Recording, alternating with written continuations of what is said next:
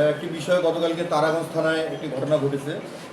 বিষয়টা মোটামুটি আপনার মিডিয়ার বদলতে আমরা সবাই অবগত আছি যে ইরানি দুই নাগরিক সেলিম রেজা হোসাইনি, তার স্ত্রী ইয়াস জানজু, স্বামীর বয়স হচ্ছে 61 আর ওনার স্ত্রীর বয়স 56।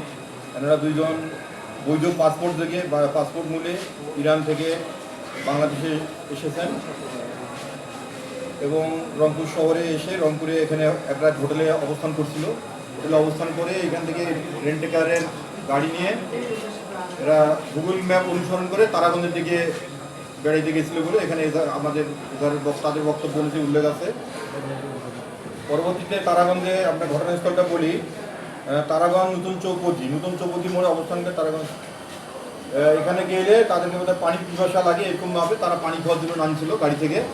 পানি খাওয়ার জন্য নামলে যে আমরা এই যে মামলা এজার নামে আসামি, তারা পাশের বাড়িতে জনৈক রশিদুল ইসলাম এদের বাড়িতে ওখানে যায় তারা পানি দেওয়ার জন্য ইশারা ইঙ্গিতে, যেহেতু তারা মানে ভাঙা ইংলিশ বলতে পারে, মূলত তারা ইরানি ভাষায় কথাবার্তা বলে, ভাঙা ইংলিশে তারা পানি খাওয়ার জন্য চায়।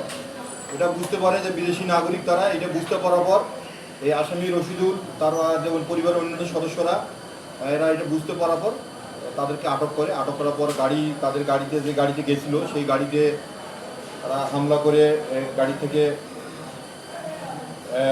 বিভিন্ন মালামাল, যেমন একটা mobile set, Samsung mobile phone, তারপরে ইউএস ডলার, পাসপোর্ট, সহ অন্যান্য যে জিনিসপত্র, নগদ টাকা তাদের কাছ থেকে ছিনিয়ে নেয় এবং এই যে দুই ইরানি নাগরিককে এলোপাতাড়িভাবে মারপিট করে।